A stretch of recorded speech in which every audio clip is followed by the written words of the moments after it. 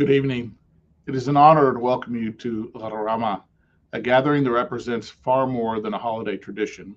It reflects who we are as a community. My name is Xavier Villarreal, and I'm the uh, current chair of NALHE, and excited to welcome you to this podcast. This season invites reflection. It asks us to slow down long enough to recognize the meaning behind our work and the people who make it possible.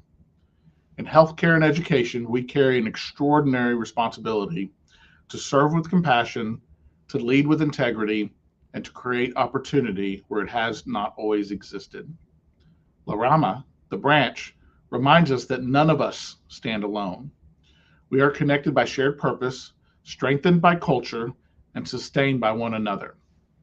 Our roots run deep, grounded in resilience, service, and a belief that leadership is not about position, but about impact.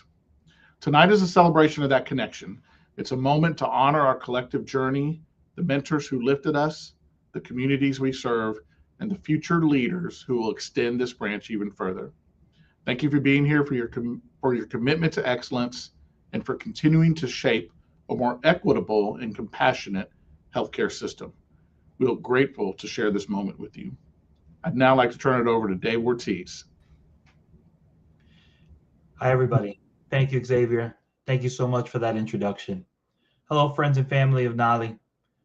I'm Dave Ortiz. By day, I'm the proud CEO and administrator of the Crystal Run Ambulatory Surgery Center in Middletown, New York, affiliated with SCA Health. I'm also the NALHE Tri-State Chapter President, co-chair of the Ascender program, and creator of this series, Rama. In this series, I get to sit down with accomplished Latino healthcare professionals to explore their journeys, challenges, and triumphs. La Rama is intended to be a guide for the aspiring Latino healthcare professional. As Xavier said earlier, branching out, just as branches extend from a tree, La Rama aims to extend knowledge, inspiration, and mentorship to early career Brown and Black healthcare leaders. Each interview represents a unique branch showcasing diverse experiences, specialties, and perspectives within the healthcare field. Rooted in heritage, the series celebrates cultural heritage. Participants share how their backgrounds, traditions, and family values have influenced their paths. By embracing their roots, aspiring leaders can find strength and resilience to overcome obstacles. La Rama also provides a platform for seasoned leaders to mentor and guide the next generation through their experiences. Aspiring professionals learn from the wisdom and insights shared by successful Latino healthcare executives. Just as a healthy tree supports a thriving ecosystem, La Rama fosters a sense of community. Participants discuss inclusivity, equity, and the importance of uplifting one another. Like leaves on a branch, each interviewee brings their unique story. Authenticity is celebrated. Aspiring leaders are encouraged to stay true to themselves even as they navigate professional growth. Today's guest is Dr. Isabell Pacheco, a seasoned healthcare executive and board member recognized for her servant leadership, inclusive management style, and 2 decades of experience advancing equity, quality, and care. Through La Rama's in-depth conversations, we explore her journey, lessons in leadership, and the blueprint she is creating for the next generation of Latino healthcare executives. Welcome, Dr. Pacheco. Thank you, Dave. I'm excited to be here. I'm really grateful that you're saying that, and I think we should just let the cat out the bag right now. I've kind of touted that this was going to be like the ugly sweater version of La Rama, episode 4 before Christmas. And when I went looking for my jacket, I had this perfectly prepared festive jacket, all lights and everything, and it literally would light up. Turns out that someone didn't think I would need it and tossed it. So it's not here. So only one person's wearing a very festive sweater, and I think it looks fantastic. You can definitely, do, that's not an ugly sweater at all. Okay. Just want to clear the air. I feel better now, Dave. Thank you. Thank you. Now that I pointed it out, right? Yeah, I get it. So Dr. Pacheco, I just want to thank you really quickly. This was something I knew I wanted to do when we were sitting next to each other during the summit. And I think that it was the perfect timing. Next year, you'll be taking on your final year as president-elect, and then we'll be switching over as president in 2027. And I kind of thought that it would be the perfect launching spot or launching place for you, just to get to know you and understand who you are, where you come from, because I know that there's a lot that we can all gain from it. So I want to go some of the quick questions. So I just want to quickly just remind everybody what the format is. We're going to have just a couple of questions, and you and I have an exchange and conversation.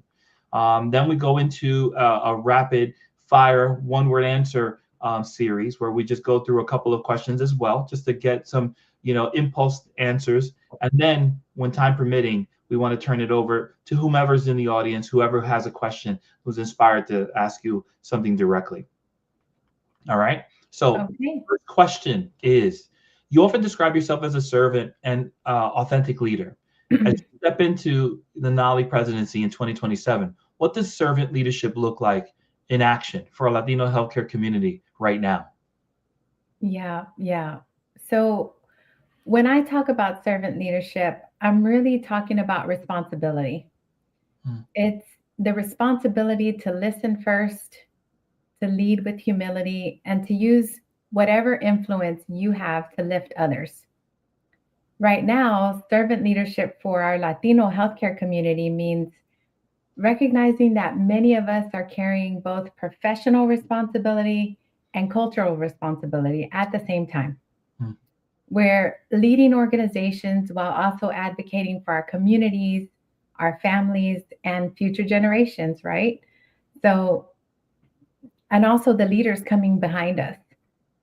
So when I step into the NALHE presidency at that time, for me, that looks like slowing down enough to listen, creating spaces for voices that haven't always been heard, and ensuring that leadership development is not theoretical, but practical and accessible. So whether you're joining us from California, Texas, Michigan, or anywhere else tuning in tonight, servant leadership means making sure our members feel supported, visible, and equipped to lead where they are. Because leadership doesn't begin with a title. It begins with purpose and action. Because when Latino leaders rise, entire communities rise with us. That was pretty awesome. I'd love to get a little bit into your background in terms of, just walk us through your childhood upbringing. Like, what are some of the life lessons that you learned growing up, and what made you who you are today? Yeah, that's a good one. That's a very personal one for me too. So I appreciate the question. Well, I grew up as the eldest of 12 children. That's a lot of kids. Wow. Yeah, and I was born to very young parents. So from an early age, responsibility just wasn't optional. It was part of daily life for me. I learned to lead before I even ever had language about what leadership was. I learned how to anticipate needs, how to stay calm during uncertainty, especially in a chaotic house, how to advocate for others, especially and most importantly, when resources were limited. Coming from a big family, that happened often. Yeah. So those lessons really taught me resilience, humility, and the true importance of community. Growing up, navigating two worlds also taught me adaptability and empathy. I learned that people's stories matter, even when the systems don't always reflect them. Wow. Those early lessons continue to shape how I lead today, rooted in service, guided by humility, committed to honoring every voice at the table, because we have lots of voices at our table. Yeah. And I do that by centering people, lifting voices, and leading in service of something bigger than myself. I really like that. I love the answer. And one thing that really kind of rose to the top for me is, like you said, there was a being calm, and there's a calmness that you bring, to when you're in a situation. I mean, right before this meeting, I found out that I wasn't wearing, but I think that is a quality that I could not highlight and emphasize more now, later in my career. And looking back at my younger self, I think that just really having the ability to stay just the calm voice in that space, you know, whether it's a Joint Commission survey or an epic rollout, or it's something of epic proportion, right? Where there's multiple people calling on or needing some kind of guidance, direction, support, or what have you. Like being the calm one is the one that kind of really resonates in the room, you know, and everybody draws nearer. So yeah, absolutely, because people are watching, especially if you're the leader of your organization. People watch you, and if you're panicking, they're panicking. If you're calm, it helps anchor them. So yeah, Ed, that's really important. I think at any role, it's necessary, right? Yeah. Thanks for that. You've been deeply involved with NALHE as a board member, leadership incubator chair, and now incoming president. What has NALHE meant to you personally and professionally, and how has it influenced your leadership journey? Yeah, that's a great question. I've been involved with NALHE for some time, many years, over 10 years actually. Wow. And NALHE has been both a professional anchor and a personal home for me. Wow. It's one of the few spaces where I don't have to explain my leadership style or translate my lived experiences because it's understood. Professionally, NALHE pushed me to think beyond my own career and toward collective impact. So leading the leadership incubator showed me just how hungry emerging Latino leaders are for guidance, for affirmation, and for opportunity. And at the same time, we still see gaps in sponsorship, visibility, and safe leadership spaces. Many Latino leaders receive advice, but not advocacy. So NALHE members at every stage can help close those gaps by intentionally opening doors, nominating talent, and investing in one another, because none of us rise alone. And our collective success depends how intentionally we lift each other. And the one thing that's important for us to realize is when we lead with generosity and with intention, we don't just change careers, we change futures. And so that's what NALHE has meant to me. I think you kind of touch on something that really just brought me back to those early feelings when you first came into NALHE. We first went to our first summit in Seattle. It was overwhelming to realize how much of an impact everybody plays to each other, you know? And I really felt a sense of responsibility. And I remember Raquel and I just talking about how, you know, this is big. This is bigger than we ever anticipated because we really didn't have a full understanding, you know? And I think that the next realization is now we have work to do. We have a commitment we have to live by. And it kind of draws it out of you. And I think that's I'm really grateful to hear. I didn't realize that you also spent 10 years. So you were here at the formative years for NALHE. Yeah. It's been quite a journey. Yes, I've seen it grow into something fantastic, and I will continue to see it grow for many more years. Do you feel, what gaps do you still see supporting emerging Latino leaders? How do you think NALHE members at every career stage can help close those gaps? Oh, well, there's a tremendous amount of gaps, right? I mean, we need to advocate for each other. This is a tough one because I'm thinking about this more in terms of challenges in our current healthcare landscape, you know, in the healthcare climate, the things we're all experiencing. I talked about advocacy and gaps there. We need more advocacy for Latino leaders, sponsorship. We know about mentorship, but we need sponsorship as well. Yeah. But, you know, this is a tough one because healthcare is in a period of sustained pressure, financial constraints, workforce burnout, rapid innovation, like with the inception of AI, and everyone's talking about it and using it, and people are nervous about, am I going to be replaced with AI, that kind of thing. and I know this isn't the first time most of you are hearing this, you won't be replaced by AI, but you will be replaced by someone who knows how to use it. And you keep hearing that over and over. So learn how to use it. But, you know, and persistent inequities are all converging at once, right? So for Latino leaders in this moment can feel particularly heavy because we're often navigating complexity while also serving as bridges between systems and communities, right? Yeah. So my advice is to lead with clarity and boundaries. Focus on what you can influence, stay grounded in purpose, and resist the pressure to carry everything alone. This moment is for collaborative, values-driven leadership.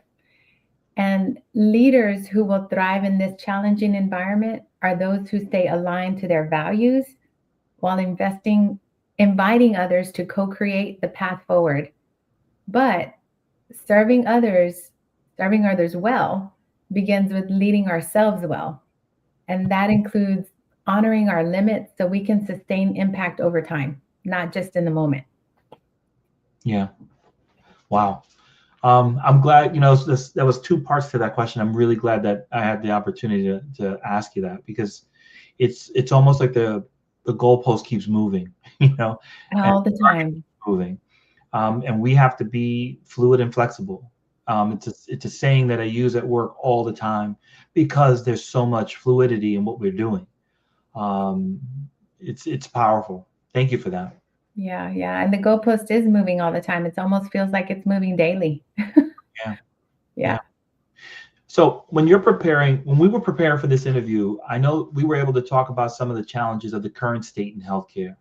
I wanted to open this up and give you an opportunity to hear on the climate of healthcare from your perspective and how it impacts us.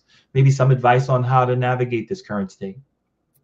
Well, I think that so, you know, just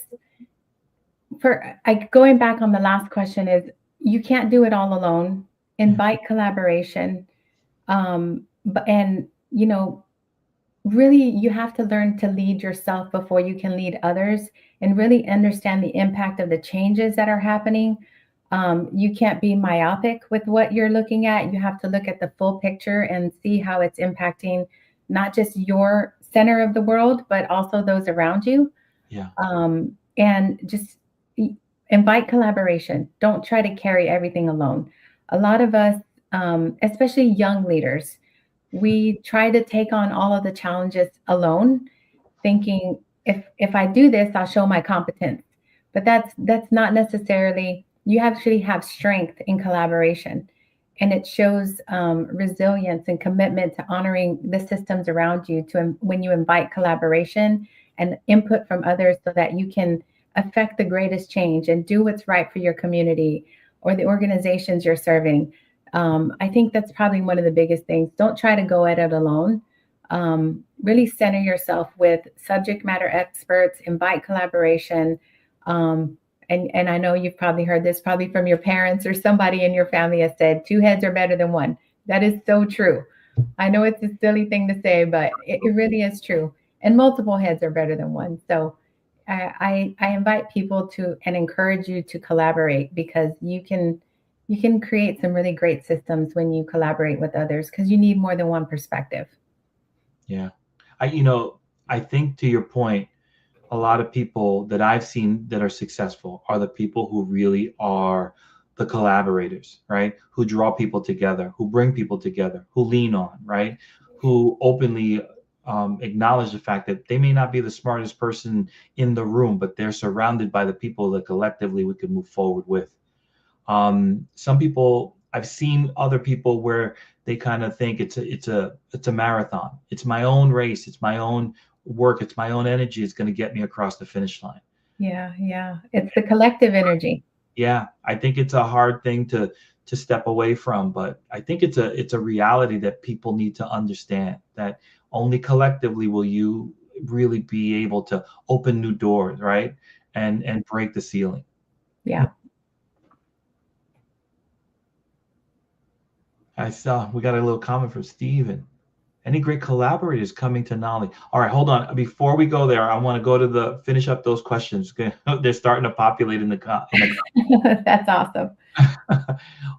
So your work in health information exchange and interoperability, times, is transforming how data is used to improve care.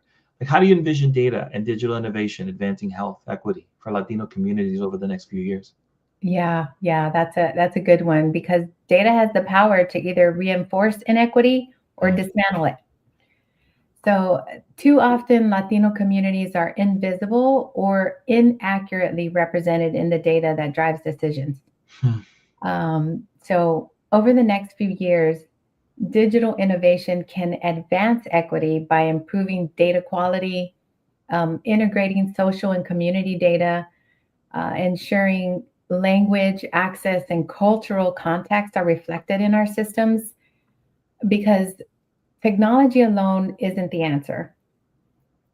Equity advances when communities and Latino leaders are at the table shaping how the data is collected, governed, and used. And who better than us to represent our lived experiences in our communities? So I encourage our listeners to get curious about the data, to lean into roles where their perspectives matter, and to see data not as something distant or technical, but as a tool for storytelling and advocacy and change. You don't have to be a data scientist to lead in this space either. You simply need curiosity, courage, and a general willingness to ask better questions that reflect real lives and real needs. Wow. I think that you kind of nailed it. It's a fearful thought, because I think if we don't contribute in defining the data, someone else will define the data and define us based on that, right? And it could be skewed in different ways if we're not there to validate what the data really is and what it really means. And who better than us to tell the story? So many of our members juggle demanding roles while advocating for their communities. When you face fatigue or setbacks, what anchors do you use, and what helps you lead with purpose and resilience? Yeah. This is a daily thing for me, right? I have to remind myself, but what anchors me is purpose and community. So when things feel heavy, and they often do, I reconnect with why I lead, for my family, my community, and leaders coming behind me. I feel a tremendous sense of responsibility to all of those. I also believe resilience requires reflection and rest. And rest is not a weakness. It's a stewardship for yourself. And I don't do this work alone. I lean into mentors and peers and spaces like NALHE that remind me I'm supported. And for me, that means caring for my body, staying active, eating well, protecting my time with my family and my friends, because joy and connection are just as essential to leadership as strategy and execution. Nice. Yeah. That's a mic drop question, right? Answer, rather. Yeah. If you could imagine NALHE 5 years from now at its best, what does the future look like? And what do you think tonight's audience, what do you want tonight's audience to remember from this conversation as their call to action? Yeah, that's a big question. Two-parter. Okay, well, 5 years from now, I see NALHE as the national hub for Latino healthcare leadership. Deeply respected, widely connected, and shaping leadership pipelines across the country, and maybe even across the globe. My call to action is simple. Don't wait for permission to lead. Mentor someone, apply for that role, speak up in that room. The future we want requires each of us to step forward with courage, and to do so knowing we're not alone, but part of a community committed to lifting one another, because the path becomes clearer when we walk it together in service of something bigger than ourselves and those who come next.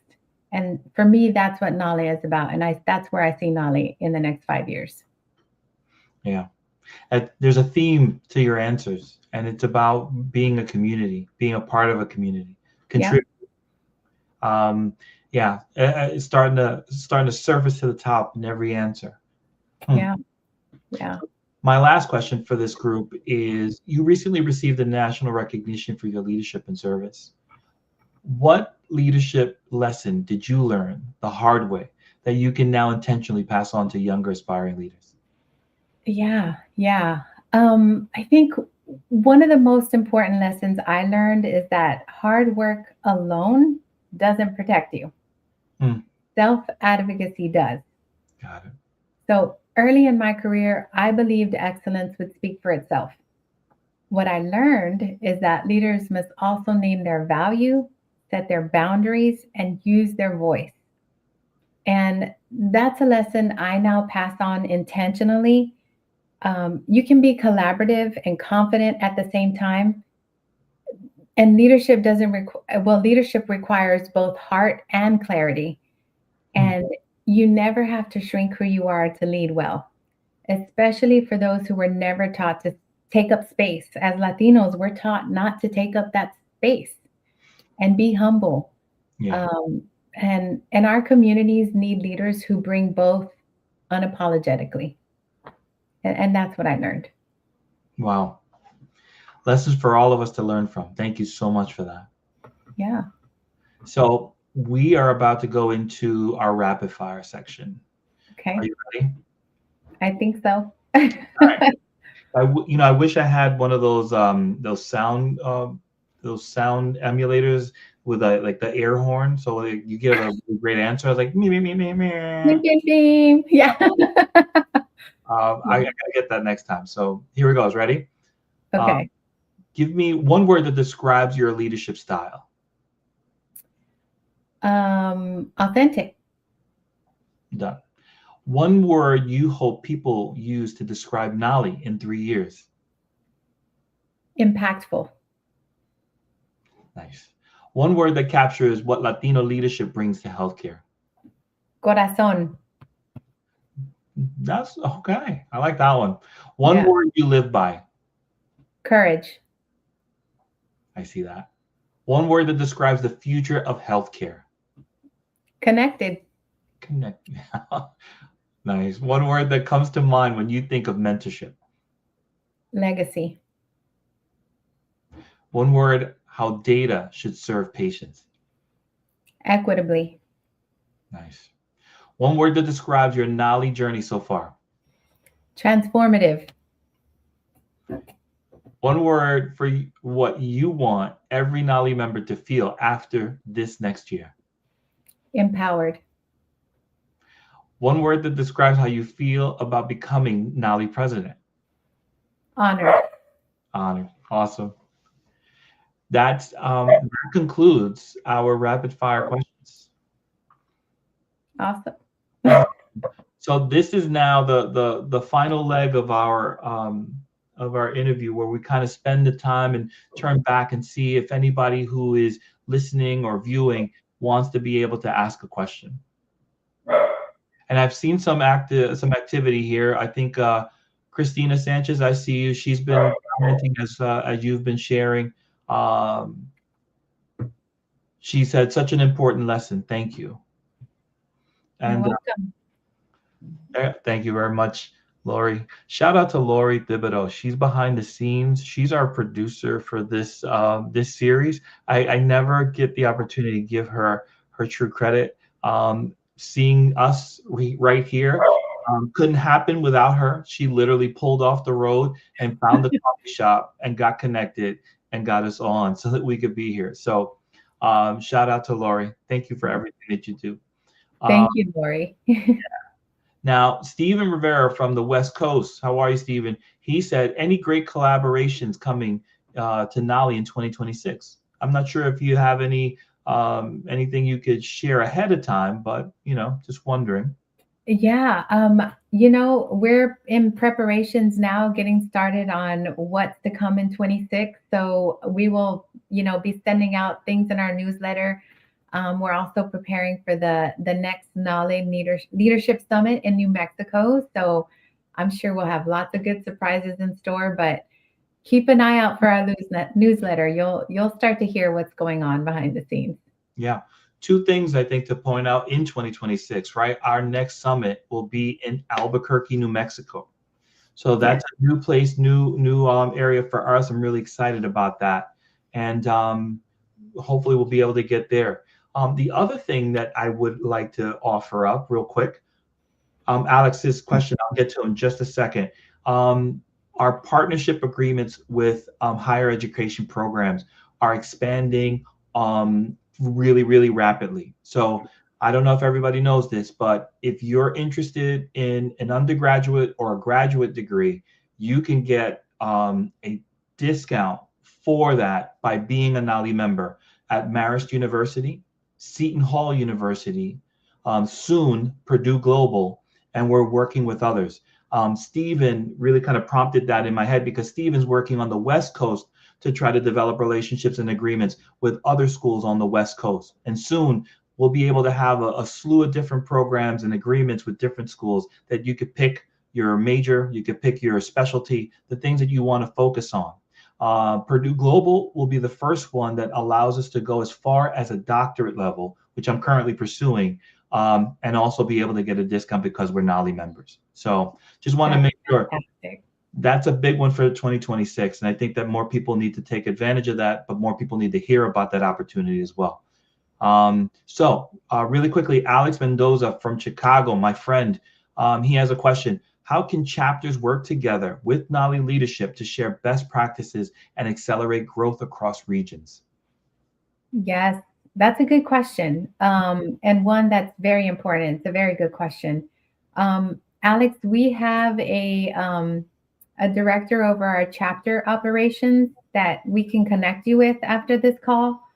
And she is fantastic on getting others to collaborate, to connect with us at the national level, and help encourage that collaboration and growth. And if anybody's on the call and you don't have a local chapter in your area, you should definitely reach out to us, because if you don't have one, there's an opportunity for you to practice board leadership, create a board and create a chapter and get involved. So our goal is to have at least one chapter in every state across the nation. And we're more than halfway there. Yeah, exactly. Alex is very active in Chicagoland, and I know Alex knows who you're referring to. So shout out to Melissa Molina. Melissa. She's the one that you want to probably go to and engage. She's been, she's almost like at the center of this growing spider web, right? We're all interconnected. So shout out to Melissa because I know that she'll be the one who either can reference what is currently happening or what is under works. So Alex, that's your go-to. Yeah. Now, a LinkedIn user asked a question. I am a supervisor and I work closely with an associate director, and I have built a good rapport so far. As an emerging leader, what kind of advice could you give me as I collaborate and work with senior leadership? This is a great question. Yeah. One, I think it's very important to first listen. Okay. Because, and you might have heard this before, it's important to be able to follow before you can lead, right? And even I have periods where I have to follow, even though I lead an organization. Listen to what's being said in the room and maybe make inferences about what's not being said, because you can pick up cues. And that takes a little time to gain experience to do that. Volunteer often for project work, especially if you want to gain more visibility with senior leadership. Even if it's not within your area of expertise, it's a very, very good way to gain experience and to be able to have visibility in your organization across departments, because you'll have to go and get answers from different places. to be able to accomplish what you're assigned to do. It's good to get visibility across the organization and with leadership as well. And, you know, you want to also work on getting a sponsor, someone who will speak for you when you're not in the room. And one of the great ways to do that is to volunteer for those projects, even when you feel nervous, even when you feel like you don't have the full skill set to be able to accomplish it. Do it, gain the skills. We're all learning every day. Nobody has all the answers. Yeah. You know, that's fantastic. And I think that the person really shows, you know, a desire and a hunger, you know. And if I could add to your statement, I really don't have much I could add, but, you know, if you're interested in setting the tone and being someone who moves up in that organization, one thing is state your intentions. Be very clear.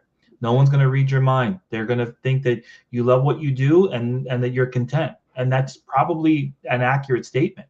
But if they also know that, you know, you're interested in growth and growing in the organization, I think that's the opportunity. And I think the fact that he or she has had a good relationship with their associate director really kind of leads to this new opportunity where you can become the person that helps promote her, and then you can then be the person who takes that individual's place. So it's about building legacies, you know?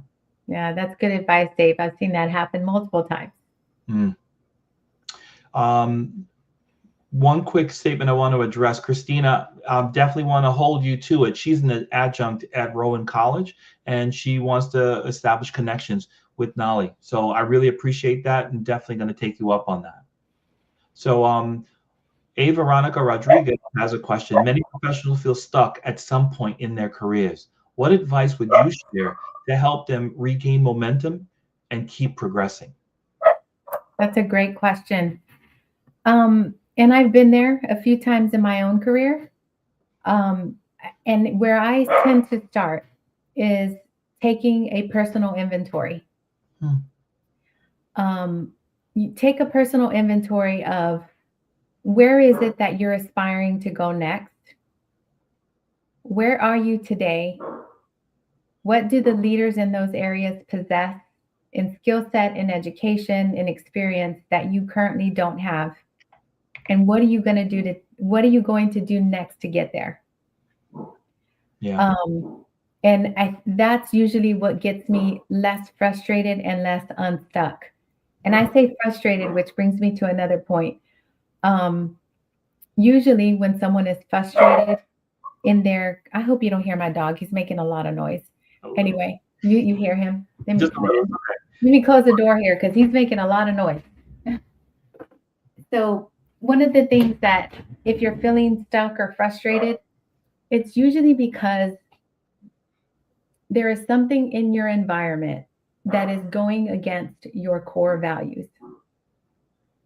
And so when you reassess where you are and you take that personal inventory, start with evaluating what your values are.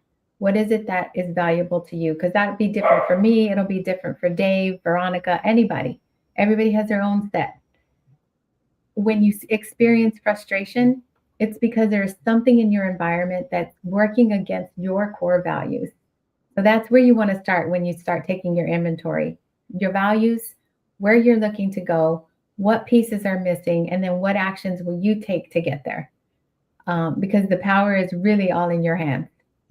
It really is. Thank you for that.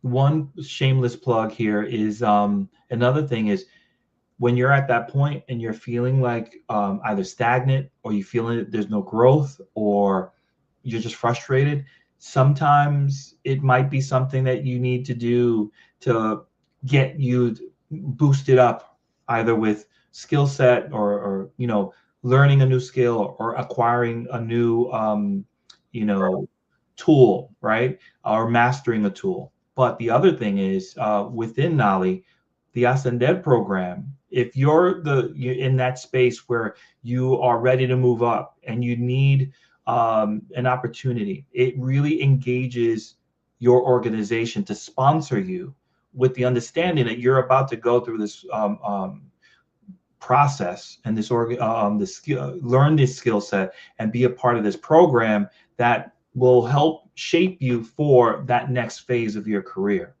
Yeah. Depending on where you are, we have La Mesa for younger students or younger professionals as well. And I think all of that really, I've seen it being very useful. So we've had 2 cohorts in the Ascender program, and of those 2 cohorts, we must have at least, I believe, a little over 20 members that have gone through the program. And I think at least 25% of them have either elevated to a promotion or to a C-suite position.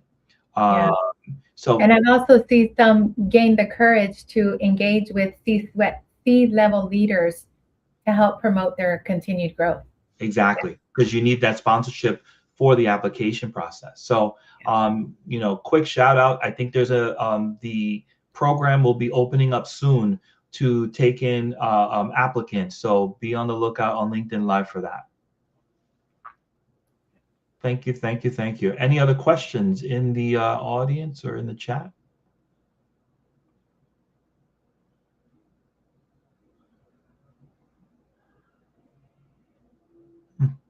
All right. I'll call an audible. Dr. Pacheco, in terms of the activity that you feel a NALHE member should take advantage of, whether it's in person or virtual, how do you see you threading it with your career in your life? And also, what do you recommend others to do in terms of how to thread their activity and interactivity and learning through NALHE or other associations? What would you recommend? How do they balance that? Yeah, absolutely. Well, so 2 of our probably top programs would be the one you mentioned, Ascender, for those we're encouraging and helping you advance at the leadership level. And then there's La Mesa. We've had a tremendous amount of success with La Mesa. And this is more for the early careerists who want to gain the tools and the skill sets that you need to be able to advance yourself in the healthcare space. It gives you mentorship. Both programs give you mentorship. You have an opportunity to learn and network from one another. And I said this earlier in some of the questions you were asking me is, you're not in this alone. And that's what NALHE is here for. We're here to help you, encourage you, give you the skills that you need beyond your formal education. Because there are certain things you don't learn in formal education, right? You might not learn how to network or,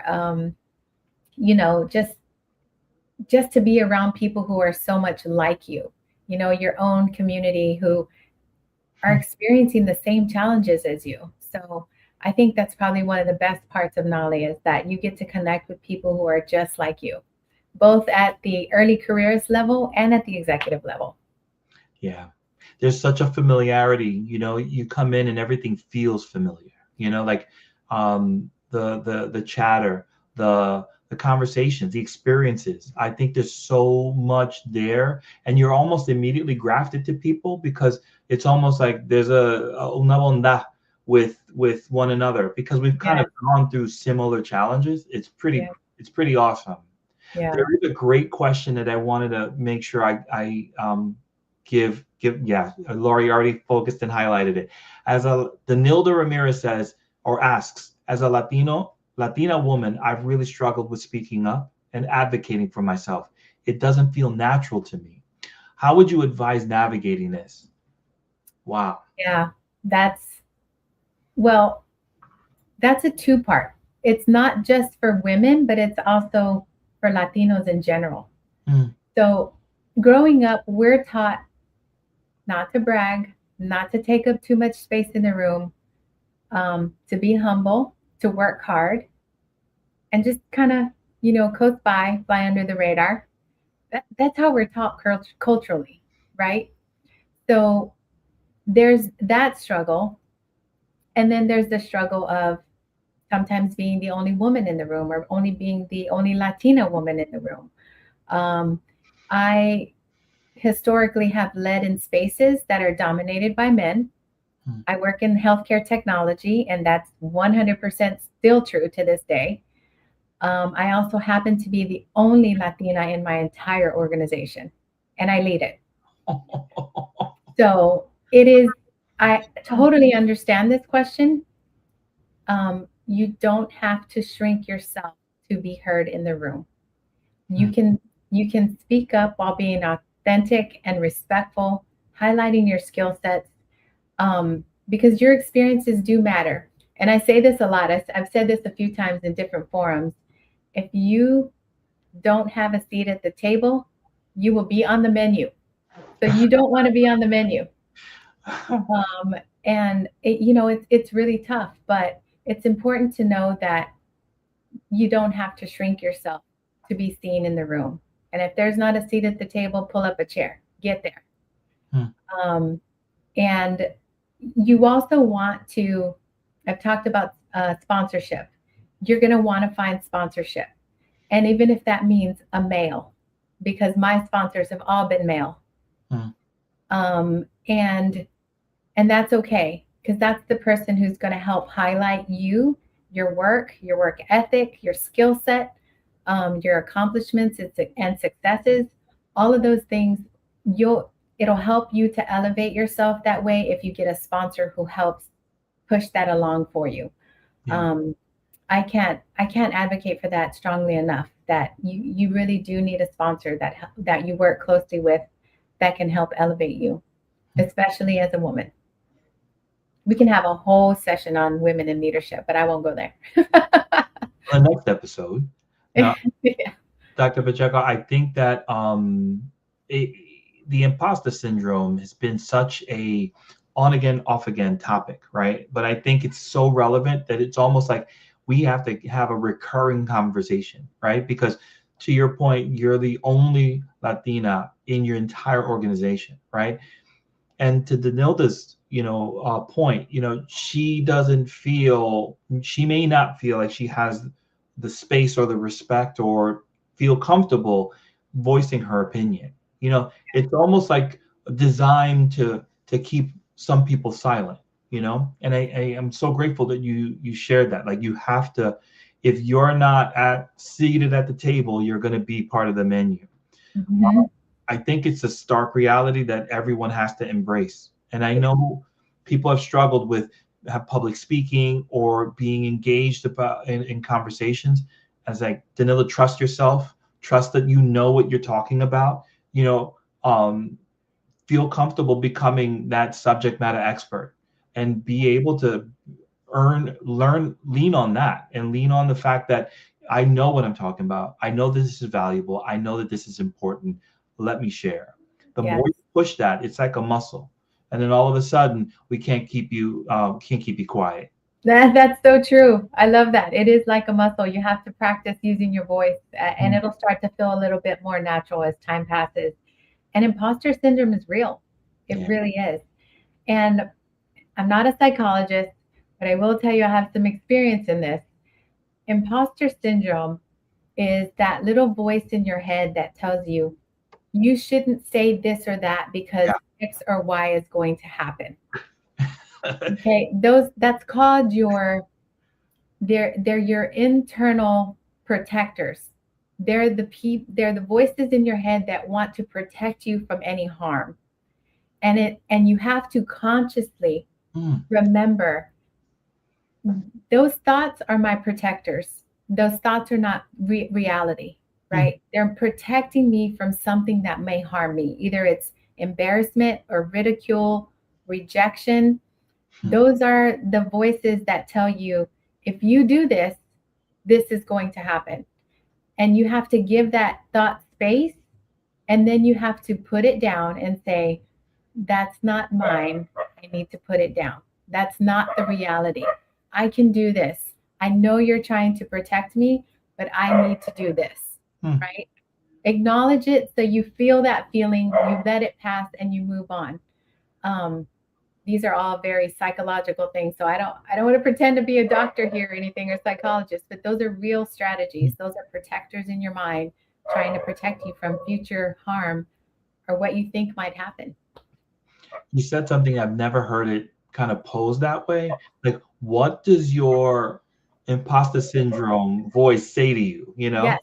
And Yes. it's like, and it kind of caused me to think about, you know, I'm in a room and I'm like, I'm the only non-clinical person here. Everyone here is, you know, a chief of a service or a clinical leader, and I'm not, you know, and I've got to teach them on their workflow that I've interpreted.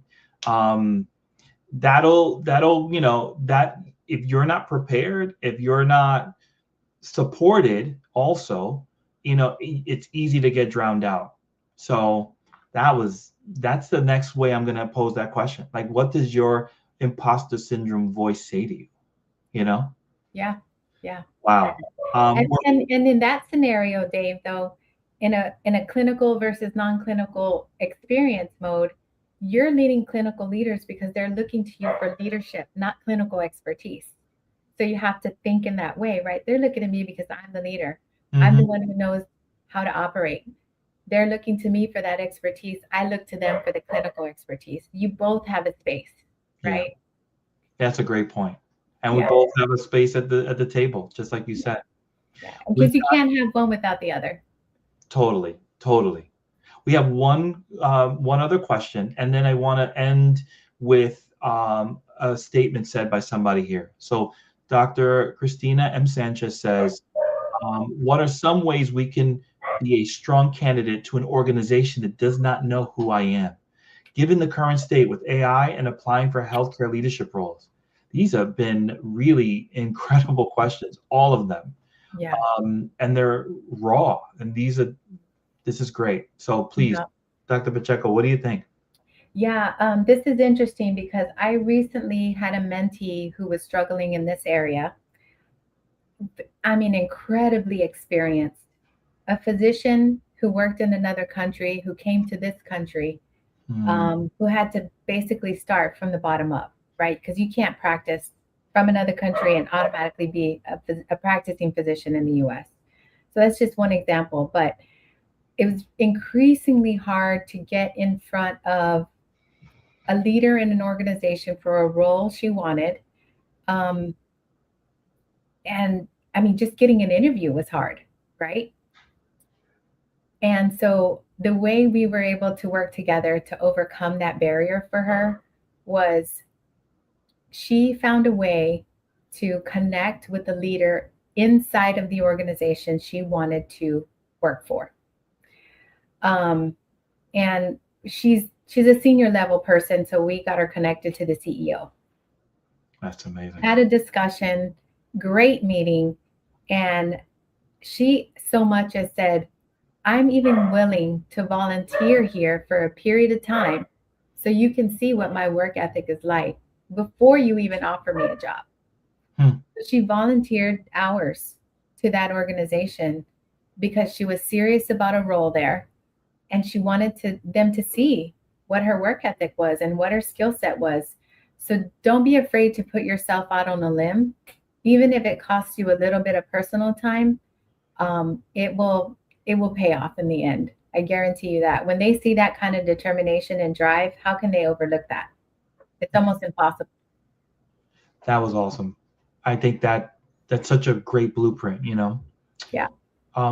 Branching off that, you know, or with the current state of AI, Dr. Sanchez, I would say, take the opportunity, become a subject matter expert, master it, dive into AI. You know, there's some people on the chat who I have a personal relationship with that I know are the king and queens of prompts. I mean, they can ask the AI to do all kinds of stuff. And it's a new language because you're literally learning to understand what and how to get what you need and extract it from AI and shape it.